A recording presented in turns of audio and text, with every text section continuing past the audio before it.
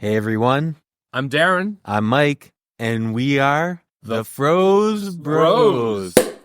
Happy New Year! New Year, everyone. It's time for the New Year's episode. We've got our champagne. Yes, we do. We've got our comfy clothes. Thanks for pointing out that, Mike. I'm kind of in grubby clothes. Nobody would have known.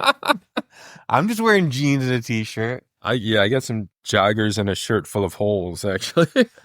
We were talking about this off pod. I think the ideal way to spend New Year's is comfy clothes at home. Just hang out. Yeah, we're at maybe some Chinese food. Yeah, at the age where we are not going out bar hopping and elbowing 20-somethings to try to get a space at the bar. Actually, now we've graduated to elbowing other people our age for Chinese food. Yeah. My girlfriend and I went to get Chinese food last year, and we had to wait maybe an hour and a half or so. So, that's the thing to watch out for. Anyone who's, transitioning from their mid to late 20s into later life, shall we say. Yeah. Order that Chinese food early. I think we do just sort of a appetizers, nice charcuterie board, just sort of graze at while we drink all night. Some homemade stuff. Yeah. One of my favorite New Year's Eves, or maybe not favorite, memorable, was in New York City in my 20s, desperately trying to find some bar without a cover charge. Found one on the Upper East Side, went over there. And the Upper East Side at this time, is this like a nice, this is a yeah, it's nice. It's nice. Okay. It's been nice. It continues to be nice. How upper, I guess, is the, I think we were in the 70s, 80s, maybe. Anyhow, we end up on a bus. My wife, who was not my wife then, myself, a friend of mine, the whole back of the bus, this is a city bus, just starts singing American Pie. The whole ride. Nice. That is a good memory. I like that. All right, I'm going to pour us some champagne. We've got a Moët Chandon. We've got a fine champagne. Yeah, this is a really nice champagne. We'll talk a little bit about this. It's one I just heard of a few weeks ago. And you may ask, why are we having this? Because it's not sold frozen. Right, yeah. Why would we do such a thing? But this champagne is meant to be served over ice, which sounds like a crazy thing. So, it sounds like something like low-class champagne would do, like an Andre or a J. Roget. This is not a low-class champagne. Yeah, so I've got their website up. We're going to read a little bit about it and figure out why they think it should be served over ice. I was telling Darren before, this is probably the fanciest champagne I've ever had. I mean, it's possible I've had a sip of something nicer, but basically all I've ever drank is like J. Roget and Andre, which are $5 a bottle. So this is an order of magnitude higher. But I'm very, very thankful to Darren, thinking about what we've been thankful for in the previous year for getting this champagne and for Darren in general. My mic might be picking up the fizz of this as I pour it right now. That would be nice. All right, so we've got our champagne. It's over ice. I'm gonna give it a little. I'm gonna swirl it next to the mic. Sounds nice. Yeah, I don't think you generally need to swirl champagne because No, I just wanted the people to hear the ice clinking. Tasty, pretty sweet. I'm used to more of a brute. It is a little sweet. I don't love sweet champagnes. No surprise there, probably, but that probably makes sense with the ice pour over. Well, yeah, let's hear why do they think this is an icy drink? So this is a Moët Chandon. It's a real champagne. Yeah, it's a real champagne. French. It's French. There's actually some debate over how to pronounce it, but I'm going with Moët. It's Moet. The company itself says their founder, although born in France, was a Dutchman. Okay. So Moët is a Dutch name, and the T is pronounced at the end of Moët. Good to know. So they are saying Ice Impérial, the first and only champagne especially created to be enjoyed over ice. It's the only one? Wow. The only one. They are real innovators. That's not a sentence, but they put a period at the end of it. A new champagne experience combining fun, fresh, and free sensations while remaining true to the Moët and Chandon style. A style distinguished by its bright fruitiness. Yeah, I'm getting fruitiness. It's definitely seductive fruity. palate. I'm getting seductive. and its elegant maturity. I'm sorry if I get a little horned up, Darren. It's not my fault. It's the champagne. I am sorry. I am in my sexiest. Yeah, here. you could address it a little nicer for this occasion. If I knew there was going to be sexy champagne. So, yeah, it's not saying anything more. It's not saying why they created this champagne to be served over ice. Maybe, people were feeling that this brand was a little too stuffy, and they're like, we're not stuffy. You can pour this over ice. We're fine with it. So I didn't even know about this until just begrudgingly. a few weeks Okay, ago. yeah. It's actually been several weeks since we recorded together either. We Indeed did a bunch, filled up some time. We took a little time off for Thanksgiving and holidays too. We will acknowledge too that this is the first episode where we are recording out of order. So sure. Yeah. There may be an episode that drops that is recorded after this, but you hear it first. You won't know. The listeners will never know because we're so good. No. Maybe we even cut this out when I don't tell you. It's possible. And also to acknowledge that this is a bropisode.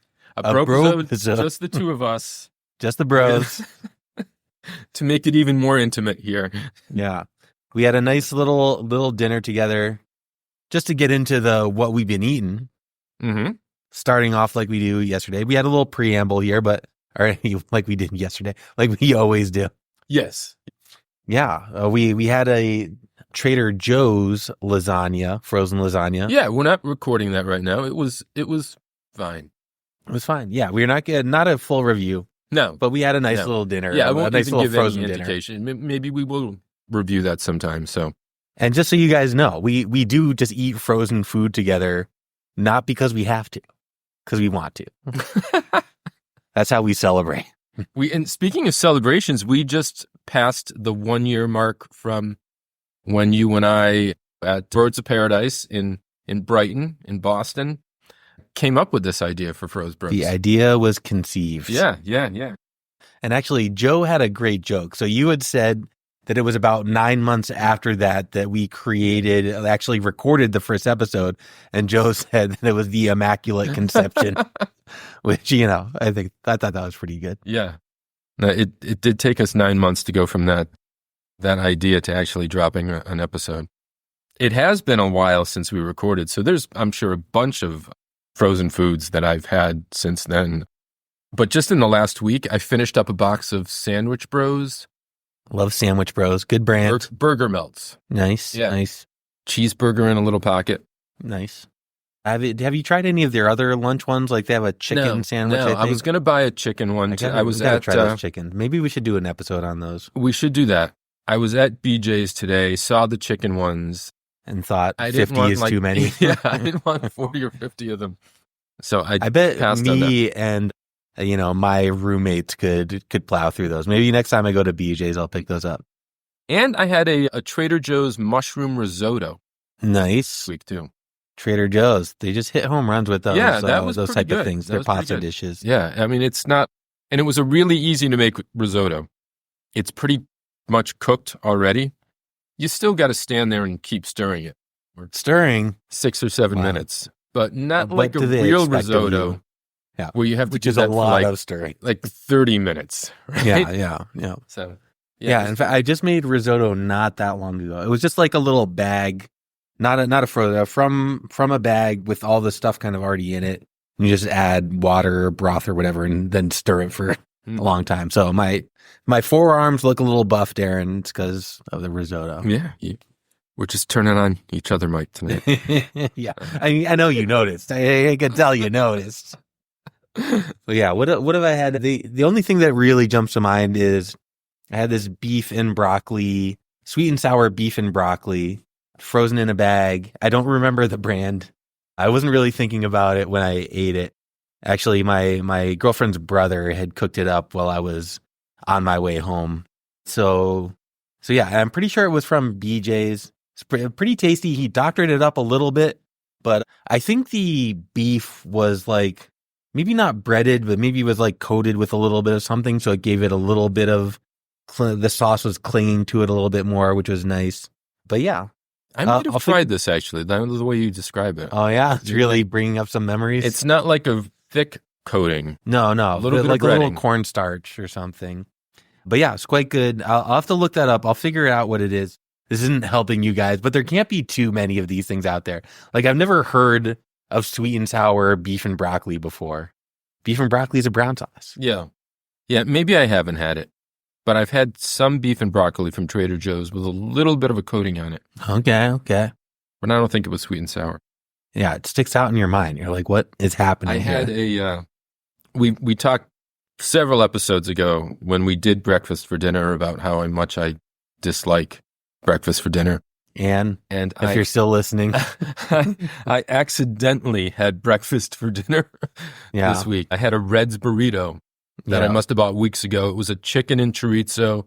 I didn't realize it was a breakfast burrito with scrambled eggs in it and made it for dinner. And you tasted those eggs and you got upset. You're like, spike the burrito. It wasn't terrible. It was good. It was fine. You cursed Ann out for making us eggs. I don't want scrambled eggs in my burrito, but yeah. Well, some dinners are just disappointing. Yeah. I don't know. We should do Red sometimes. I feel like that's a really big, especially for breakfast, but also other burritos. Maybe not even especially for breakfast. But I feel like I've been pretty hit or miss on Reds. But maybe we need to go in depth. We need to find out what's going on. Yeah, I have had a couple of Red's breakfast burritos. I prefer their non-breakfast regular burritos. Yeah, which is what you were trying to do. Yeah, I did find what I think was a really good combination of microwave and air fryer. Okay, that's a good tip. They tell you to air fry it if you're making it that way for like 18 minutes. Yeah, and it's weirdly long. How could it possibly survive? It crisps up like a McDonald's apple pie. Yeah, exactly. The really hard. That's a good analogy. I did it almost all the way in the microwave. A simile, sorry. Okay. I don't remember how long you're supposed to put it in the microwave, but I did it almost all the way, like short of a minute. Sure. And then I did just 1 or 2 minutes in the air fryer. Just to give it dry it out a little bit. It gave it a little bit of crispiness and took away that wetness of microwaving. The microwave. Yeah. That's a savvy move. I liked that. Okay. Yeah.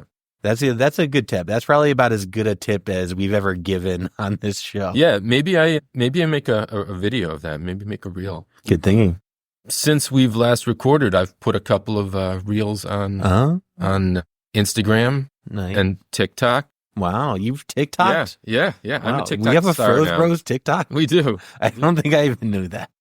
TikTok can be a cesspool. Oh, yeah? Of joy? No. Oh. No. So it just starts showing you videos. Right, yeah. They're 95% things I absolutely don't want to see. Okay, that's good. I had to go in and tell it to block certain words. Wow. Certain people's names. Okay. Yeah. I heard I haven't used TikTok. I heard the algorithm was quite good though, that it gets to the things that you want to see pretty quickly. It probably takes some time if I spent more time on there looking for the things I want to see. Yeah. More time on there. I had one other thing this week that wasn't frozen, but I wanted to wait to tell you this. Oh no. On the podcast. Let's hear it. So today for lunch, I went to McDonald's. So we're not talking frozen food. Yeah. I had a McRib. Wow, you didn't have a McRib. I just brought this up the other day. Yeah, I was like, have you had the McRib yet? I had never had a McRib ever before. Wow. I think without any context, so I'm not sure if you're going to say that you liked it or not. Let's hear it. It was absolutely the crappiest thing I've ever eaten at a McDonald's. I do not get the hype for these. And do they let them out every once in a while so word doesn't get out about how bad they are? No, Darren, how could you say such a thing? I mean, I understand that, it's not for everybody, but no, people legit, I do like it. Although I have probably one every time they come out and I'm like, okay, that was fun. But we had a similar sandwich at my high school. So it brings back some memories for me. And that's why I said you need to have some context or maybe you have had it when you were a kid, which I think is true for all fast food to some extent. No, I know other people who love this too. Yeah. And I'm not a McDonald's hater. I'm there once in a while. Mm-hmm. I like their burgers. I get chicken McNuggets once in a while. I haven't tried all of their specialty stuff when it comes out. I've never had the I've never had a McLobster roll. They make those? Yeah, they do. Oh, It's I've never down by the noticed it. shore. I've seen it Okay. in some Connecticut McDonald's. Never had one because you just expect it's going to be bad. Yeah. I expected better from this McRib though. There's not much to it there, and Yeah. I mean, the fun part of it is that they take like shredded up pork or whatever and then make it into the shape of ribs for some reason. And then, yeah, I mean, I think it has a nice, it's going for a sweet and savory. And I think, does it have pickles on it or is it just onions? it has pickles and onions. I did not get pickles on mine. Okay. Yeah. Yeah, But they're going for a that sweet, shouldn't make the savory, difference, but- tangy kind of thing. But yeah, it's very fast foody for sure. You know what? One of their best, and actually this ties in, one of their best specialty items in recent mind has been the Stroop Waffle McFlurry. That was really good. All right, You we familiar gotta with find the Stroop Waffle? It's like a cookie with caramel Yeah, inside. It's kind of chewy. Yeah, that was really good. But I don't know if that'll ever come back. But if it comes back, it. There was there was something I saw recently, hot chocolate marshmallow McFlurry, oh yeah, and then yeah. realized it was only in Canada. Oh yeah. That's what it was. Yeah. And then somebody said you can just like mix in hot chocolate, We can mix go in get- marshmallows. Yeah, we can go get a vanilla McFlurry, or just get vanilla soft serve and mix in some hot cocoa mix and marshmallows. Yep. So maybe I'll try that. Do you like the McDonald's, just like the ice cream, like just a little soft serve? I don't get it much. I'm not a Yeah, I don't know. I mean, we're in Massachusetts. We have tons of good ice cream in the Yeah. area, so it's like kind of like, why would you do that? I got it not that long ago, and I was like, oh, this is like a decent cone. I'm not a big soft serve fan either. Yeah. I don't get a lot of soft serve either. We got a lot of good ice cream. In fact, we do. we're gonna cover. Now I'm messing up our order. I was gonna say we're gonna cover some ice cream. By the time this episode comes out, we will have already covered some ice cream, right? Is that what we're doing with Joe next week? Oh no, we're doing Screamin' Sicilian, but I assumed we would also do the ice cream that you had got. Yeah, we'll do that. I'm sharing some ice cream that I got that I already had. It's one of the videos I recorded was me having this, but I'm going to share it with Mike and with Joe. And before we started this, I said, Mike, this is our first one out of order, so don't talk about anything that we're done and we're going to do. Listen, Of course, Mike fucks up. I'm doing the best I can. But yeah, I think we're ready to get into the next. I got one more thing actually. Okay, let's hear it. We Let's don't hear it. talk about this at all. We don't. Like what we've been watching. Mm-hmm. Yeah, not normally, but it's not out of bounds. I got a show on Netflix that I've just started watching. Okay. And there is a Frozen tie-in, not a Disney Frozen tie-in. Right. It is 100 Years of Solitude.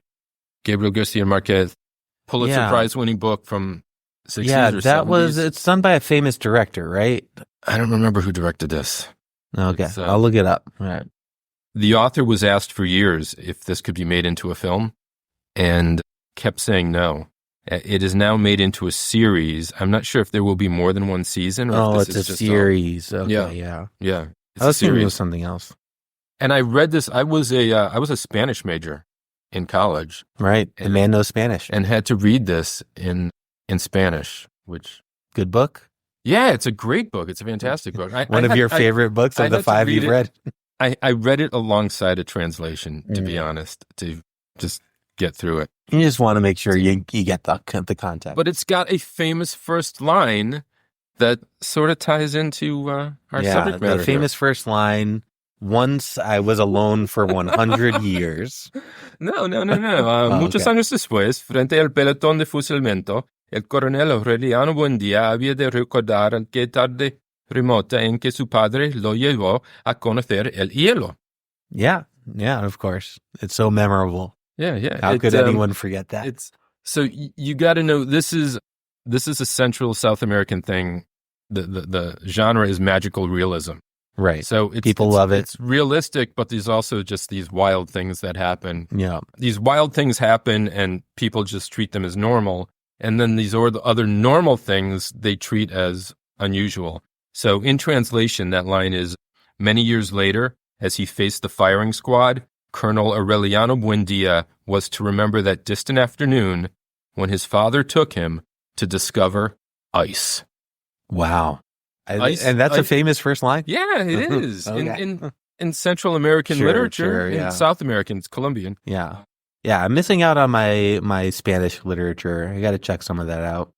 I'm sure there's a lot of beautiful stuff. Yeah. So ice is part of that book.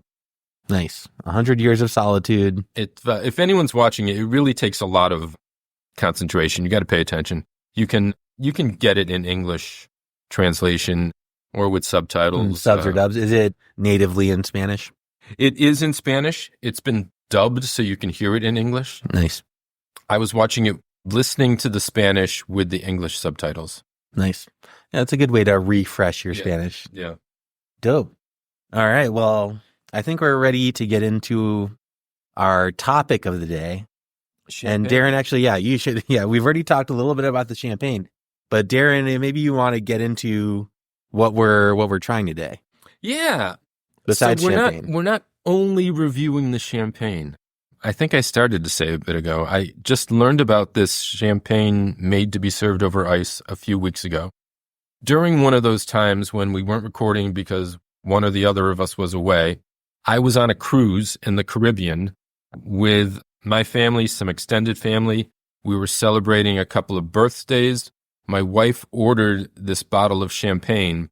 She got what we're having tonight, but in a rosé version. It was the same brand, the Moët. Same brand, Moët Chandon. So they bring the bottle, they show it to us, they bring us wine glasses, not champagne glasses, and put ice in all of the glasses, and then they're pouring the champagne. And I'd never heard this before, so I'm thinking, what the fuck are they doing? Somebody screwed up. Did they not chill this champagne, and now they're trying to serve it to us over ice?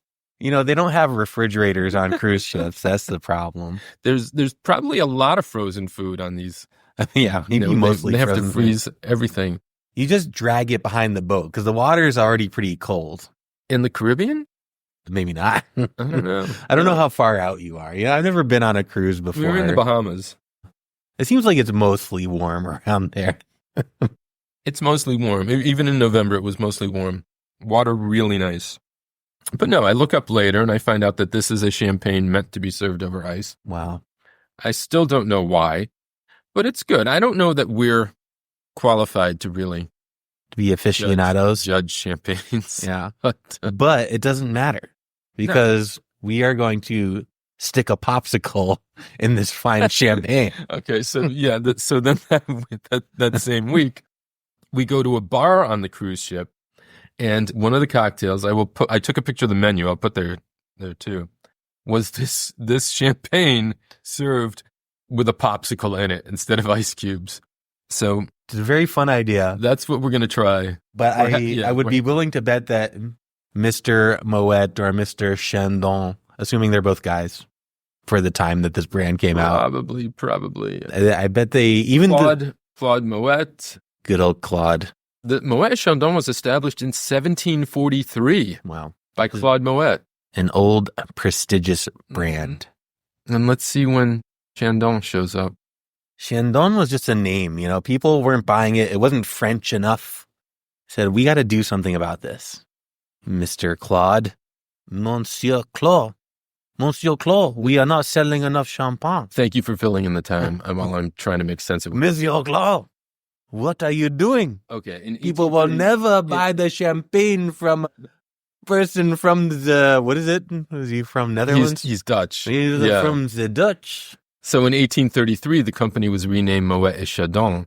Moët E-T for and, not extraterrestrial, after Pierre Gabriel Chandon de Brialles, Brialls. Okay. Somebody figure out what that means. Remy Moët's son-in-law joined the company as a partner. Blah, blah, blah. Blah, blah, blah. Jean-Remy Moët, Claude Moët's grandson. I'm going to keep going because something interesting is coming, I think. Okay. Following the introduction of the concept of a vintage champagne in 1840, Moët marketed its first vintage in 1842. Wow. Their best-selling brand, Brut Imperial, was introduced in the 1860s. Their best-known label, Dom Perignon, is named for the Benedictine monk, remembered in legend as the father of champagne. I didn't realize Moët Chandon makes Dom Perignon because I've heard of that. I didn't know that either. Okay. I just remember the Kanye song where he says, I got some Chris and some Mo.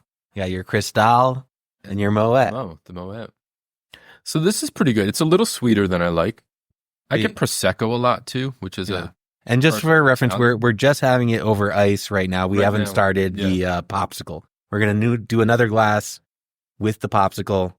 It's we really had to twist each other's arms to have a second glass of champagne, but we're gonna do it for you guys. Absolutely. And gals.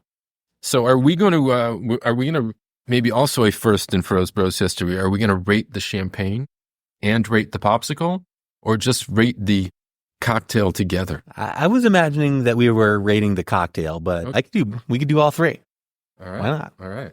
The first time I've ever rated champagne. So like a J. Roger is like a 4, in my estimation. So this is probably going to be pretty good. Yeah, this is a top rate champagne. Yeah. All right, we're hearing some sounds outside. We're probably going to cut this. We might, yeah. Just FYI. I'm not sure if it's getting picked up on the mic at all. But yeah, we've got our champagne. So Darren, let's take a little break. We're going to make up our cocktail champagne, and we'll give you our thoughts. All right. Right after this. And we're back. Yes, we are. We have made our cocktails. We've made our drinks, and we're going to lie in it. Moët Chandon Ice Impérial with a popsicle stuck in it. I'm going to post a picture of the bar menu from the cruise ship that had it on it, and the picture I took on the ship to show how this was actually served then too. It just came out with a glass of champagne with the popsicle in it. And I'm going to post a picture of Darren pouring these in his sweatpants. It does look nice. I mean, I'll give it that. I think the way you did it, I mean, you gave us a little bit bigger pours than what they did on the cruise ship. Yeah. And I think that helps aesthetically because it doesn't look like the tip of the popsicle is just in some champagne. It's better if you see half of the popsicle in, half out. Yeah, we finished up the bottle. Thank you, Claude Moët and Pierre Chandon. Gabriel. I thought it was Pierre Gabriel. I thought it started with Pierre. While we were off, I did look up that Dom Perignon was made by monks, but then the brand was sold to Moët Chandon years and years and years ago. Years ago. Pierre Gabriel Chandon, Remy Moët's son-in-law. Remy being a grandson of Claude. I thought one of the interesting things from that was that the concept of a vintage champagne didn't come out until I think it was 1860. So before that, people were just like, champagne, whatever. Yeah. I'll just drink some champagne. And then it was like, no, this is a vintage. This is a nicer kind of. Yeah, and I'm not going to spend time looking this up, but I wonder when they got real territorial. Probably always. This was champagne. Pretty early. Champagne. Yeah. It was probably later when... It just wasn't codified. Probably some other brand, just because they were sparkly, tried to come off as champagne also, and then they had to say, hey, no, we got the name. Italy. You can't do that. So they made their Prosecco, and Spain has their, what's that? Nobody knows. No, they just have Sprite mixed with brandy or something. With a Rioja and a brandy. Well, we've been chatting a little bit, waiting for these to melt a little bit, because obviously when you first put the popsicle in, it just tastes like champagne because nothing's really happened. Cava, of course. Spain How could I forget Cava? Yeah, so I've got a orange popsicle. Oh yeah, and I ended up with a grape popsicle.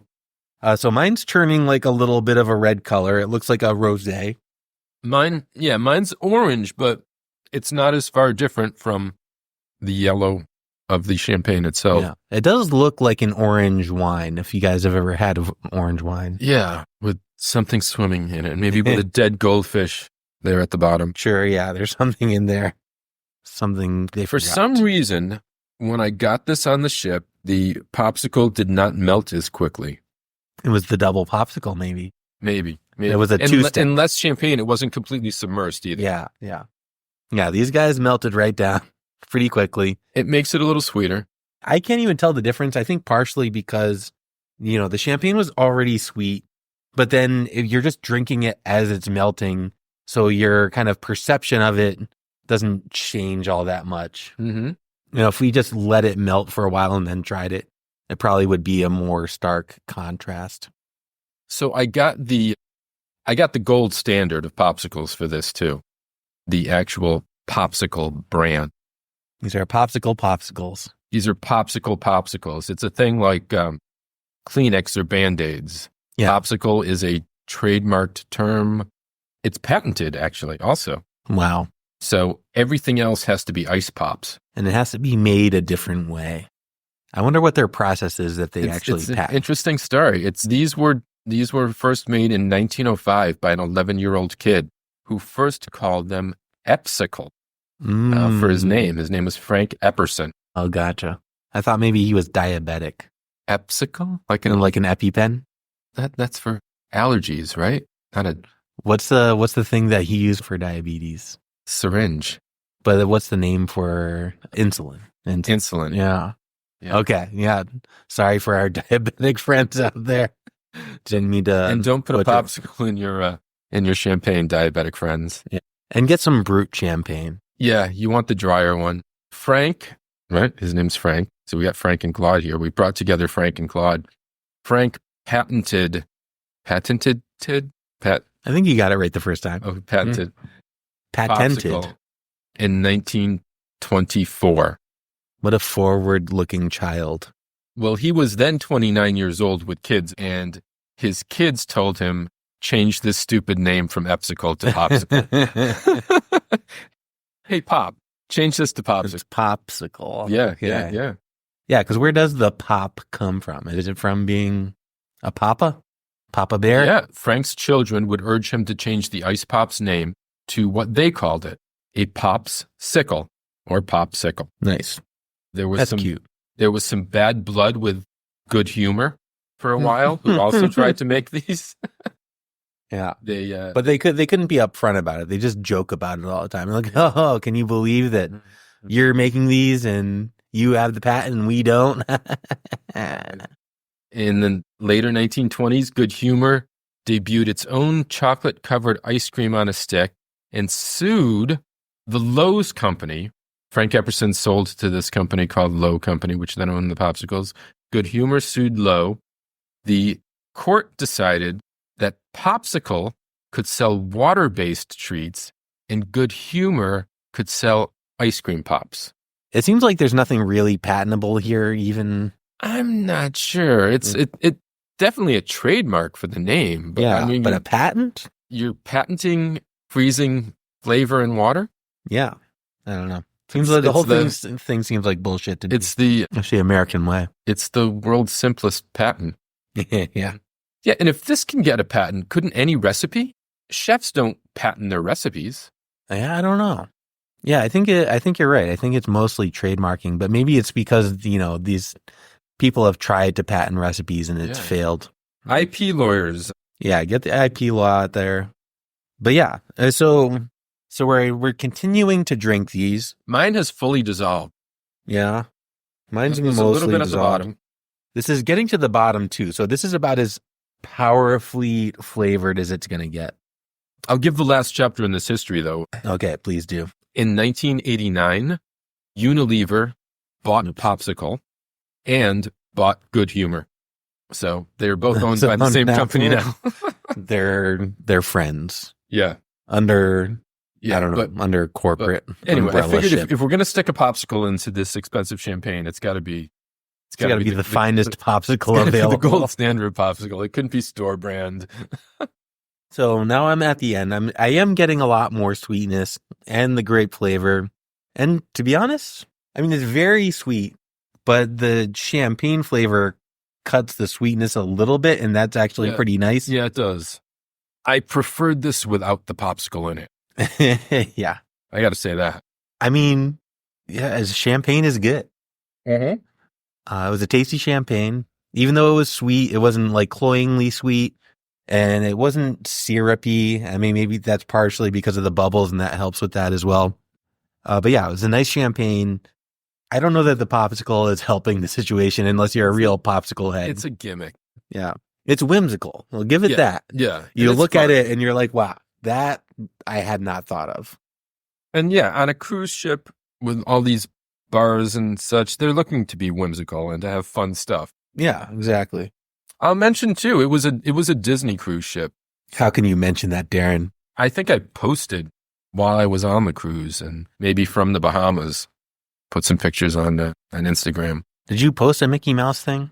I feel like you maybe sent me a picture. I don't know if you. Yeah. Oh, the snowman we went to an island. Disney has a couple of private islands. We stopped at both of them. And at one of them, there was a statue of the snowman from Frozen. Oh, Olaf? Is it Olaf? Yeah, it is. Olaf. So we went to trivia last night, and there was a Frozen question, and it was about, like, what's the name of the good prince or whatever? It was the bad prince. The bad prince, yeah.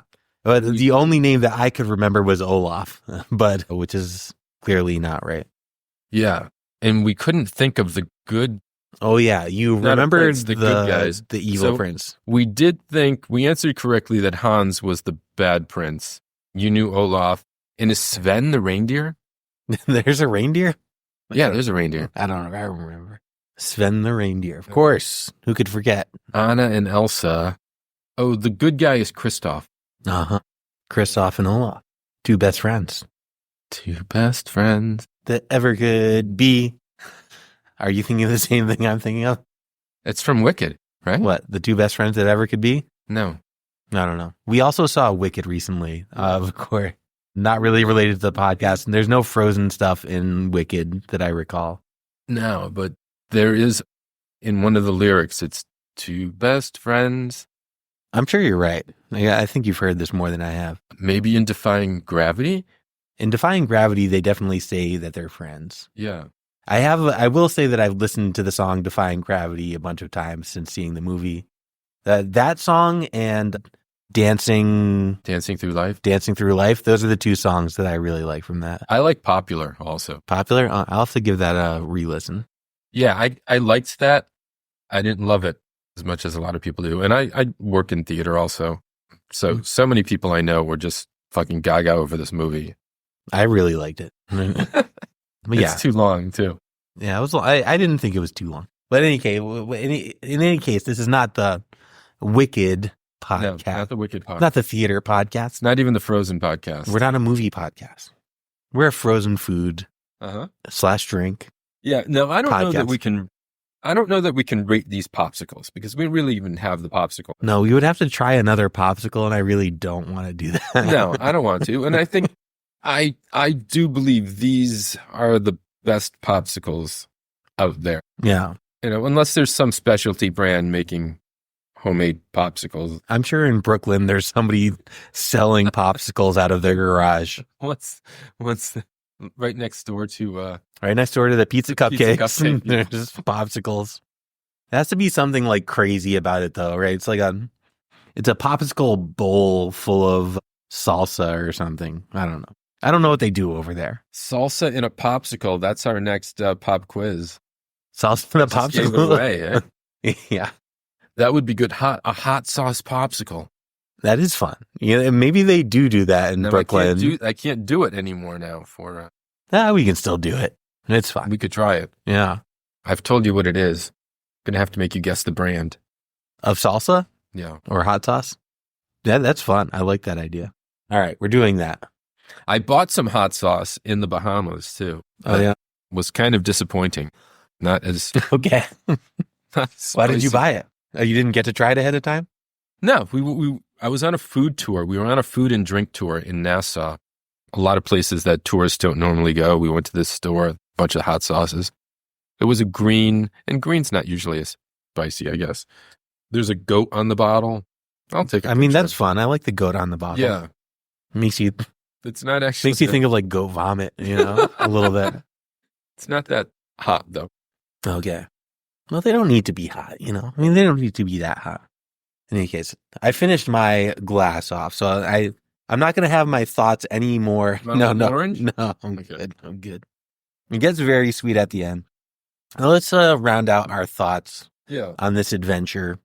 Good champagne. Champagne was very fun, whimsical, but at the end of the day, this is kind of like Unga Pachka, as some might say. Yeah. It's the champagne doesn't need it. It's for fun, and I get that. Fun is fun. I mean, we talked about this with the pizza cupcakes. One of the reasons that it got its highest score as it did is because it was unique. And so I think this does get a little bit of a bump up from its uniqueness, but it's getting bumped up from probably a fairly low score for me. For the cocktail itself. Yeah, for the cocktail. So yeah, we did. I brought this up with you the other day that I realized that in rating the pizza cupcakes, we went outside of our normal structure. Yeah, and we didn't talk about the label of this bottle at all. It's a fine label. We don't need to talk about what the bottle looks like. It's a nice bottle. It's covered in white and black. It's not a bottle you can see through. But that just being one of the things we usually talk about. There's nothing to prepare other than pouring it. But on those easy. Super easy. Give it on that. those pizza cupcakes, we both pushed it up a little bit just because it's a really fun concept. Yeah. And this drink is a fun concept too. It does not improve the champagne. Yeah. I think it makes the champagne worse. Yeah, I agree. But I'm going to give it a lukewarm. I'm going to give this a right in the middle. Like, I could see, I doubt I would ever do this, but like if it's a summer day, you're having a little cocktail party, maybe you chop up a popsicle and you just throw a little bit in there just for a little whimsy into your champagne. If you're serving champagne, which I never have, but maybe I'll get my bottle of Andre and I'll throw some popsicle in it and it'll be fun. You know what would be fun if you're doing a party for kids and you got your sparkling Welch's? Give them this with the Welch's. They would go crazy for this. Yes, they would love it.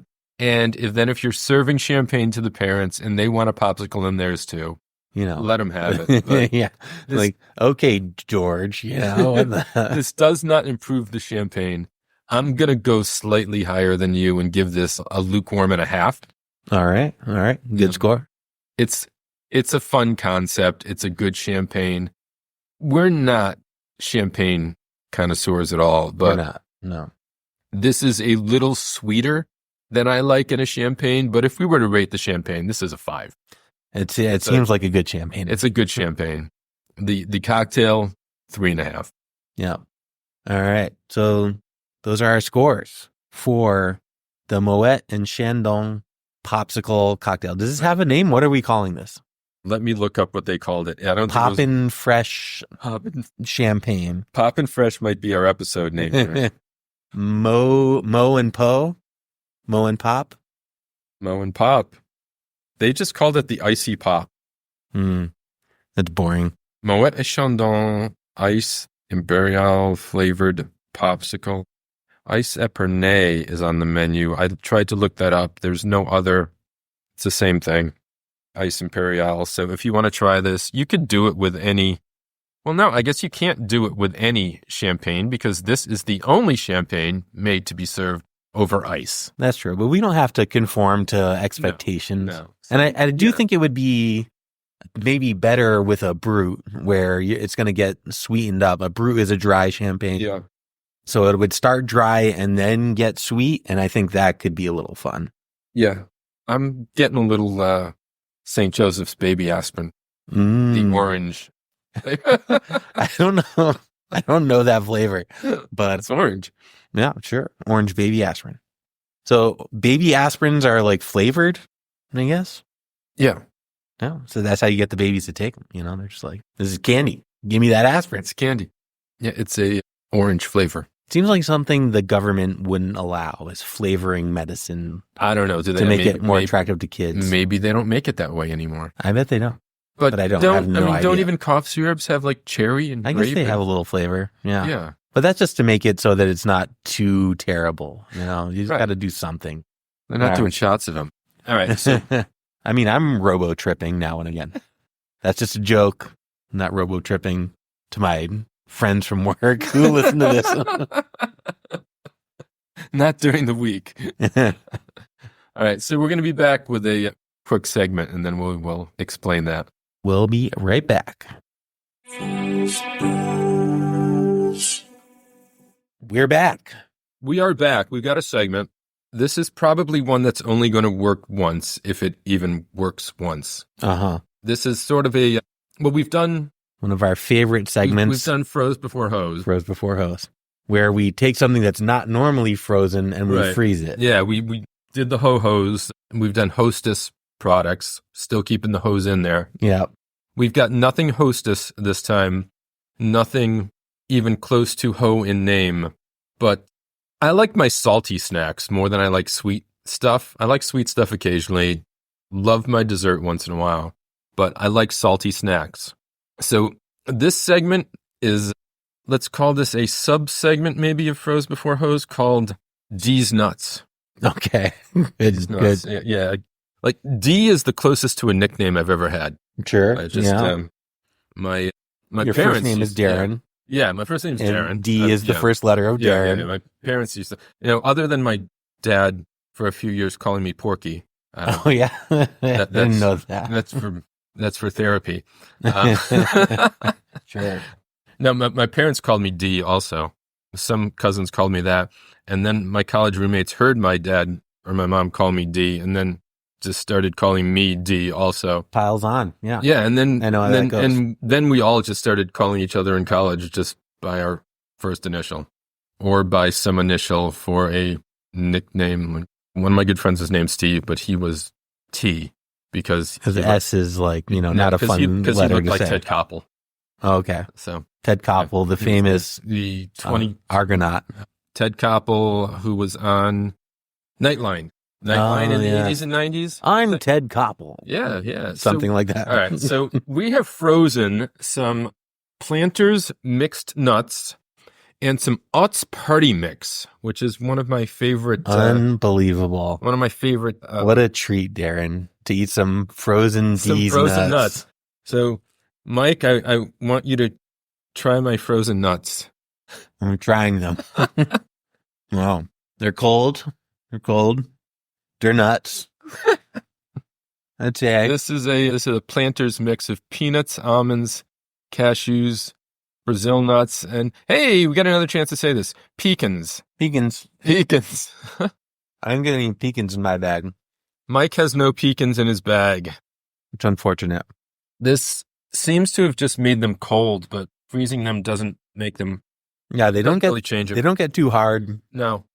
Flavor, maybe it's a little bit muted, but not that much, honestly. I was a little worried that these would get hard and possibly break some teeth. But Yeah, but not to worry. No, we just both tried them without considering that at all, and And it was fine. yeah. Maybe we should try freezing like a payday. We could do another episode of D's Nuts with a payday. With a candy bar with a nut in it. But that one's like mostly nuts, right? It's like a caramel core that's rolled in nut and peanuts. So that could be fun. The caramel's going to get really The caramel hard. could get challenging. Yeah. Yeah. And then we got a bag of Utz Party Mix. It's a nice mix. We've got tortilla chips, BBQ corn chips, some pretzel wheels, nachos, which is just a Dorito, and cheese crunchies, which are a Cheeto. Yeah. Basically, yeah. But this is the Utz brand. It may just be a Northeast thing. I said that I remember Utz as being a sponsor of the Yankees. It was the official chip of Yankee Stadium. I think they broke that partnership a few years ago. But I don't know, when I was a kid and younger guy, Utz was the potato chips and the pretzels and things you'd get there. Yeah. I was saying, I thought they were a Massachusetts thing because I didn't hear about them until I moved up here and I grew up in Connecticut. But yeah, apparently they're not. Did you look up where they're actually from?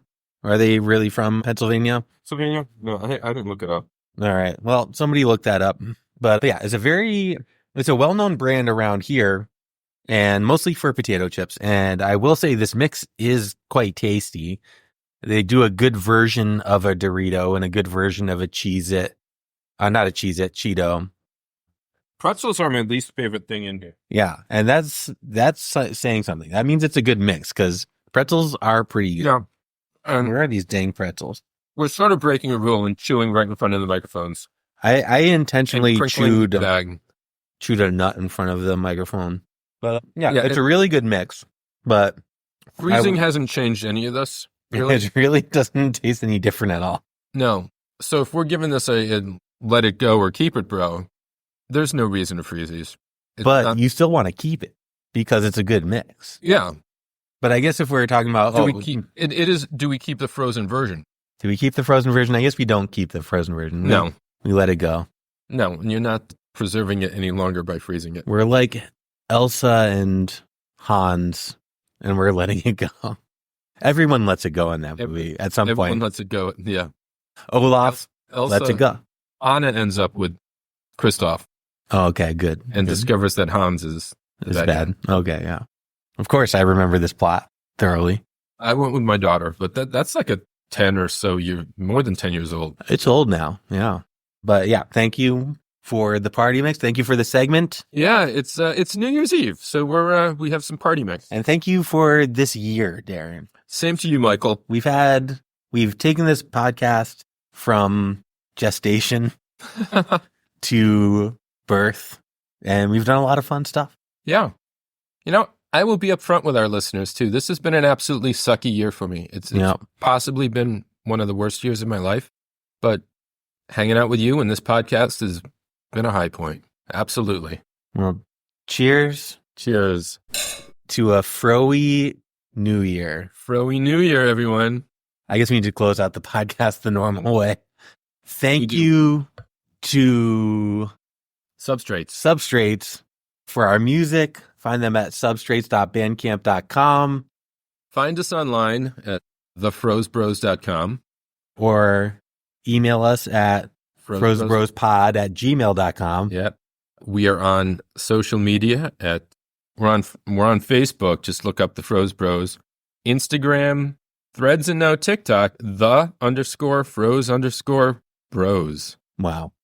So Spread those videos for us. spread those good vibes. Got one random person who liked it. That it's just me. Well, you got to have a little back catalog. Otherwise, people aren't going to look. Yeah. Yeah.